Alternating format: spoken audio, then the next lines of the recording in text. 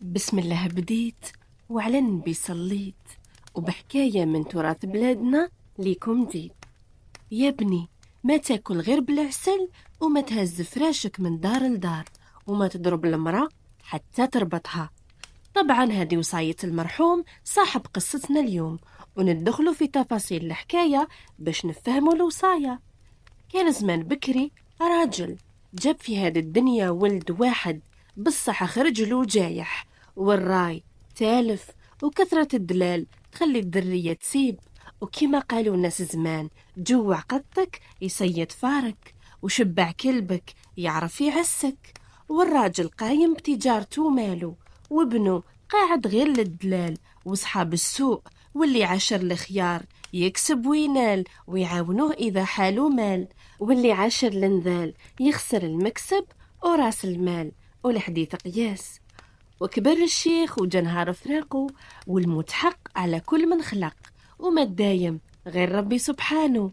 وقبل ما تغمض عينه جاب وليدو عنده، ووصاه وصاية الفراق، الله لا يفرقكم على العزاز. قال له: يا ابني، ما تاكل غير بالعسل، وما تهز فراشك من دار لدار، وما تضرب المرأة حتى تربطها. نهارت والطفل صلى عليه ودفنه، وقال نعمل بوصاية بابا. بدا الولد يطبق في وصاية باباه، ووقت ما يجي ياكل ما ياكل غير والعسل الحر على طابلة، ويشريه باه كان سومو. وكي تزوج من نهار دخل فراشو، منع عليهم يخرجوه ولا خرجه، لا تبدا الديار. والمرأة مسكينة تصبح بالعصا وتتمسى بالعصا، كل ليلة كل ما يجبد العصا يربطها ويمتن وتدي مكتوبها، ومطبق كلام باباه وصاية الوالدين. واللي ما يفهم ويسمع الكلام الكبير يعيا ويطيح في البير.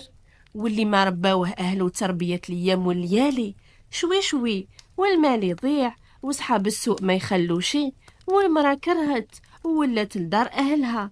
وهذا حال اللي ما يفهم بالتلميح لازم يفهم بالتجريح، والدنيا ساعات تجرحك حتى تعلمك.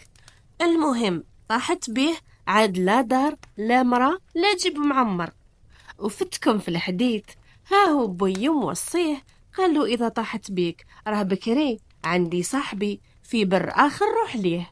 ملا هز القش اللي بقاله وفز ليه بلاد تعمر منه وأخرى تخلى، حتى سقسه ووصل ليه ومرحب به، وقال له كلش على ما صار. قال له: يا ابني، انت راك ما فهمت وصاية بويك. والثانية رفقة السوق ما خلات لك. بويك كي قال لك ما تاكل إلا بالعسل، معناها حتى تجوع مليح باه تحط النعمة في فمك تستحلاها وتولي بنات العسل.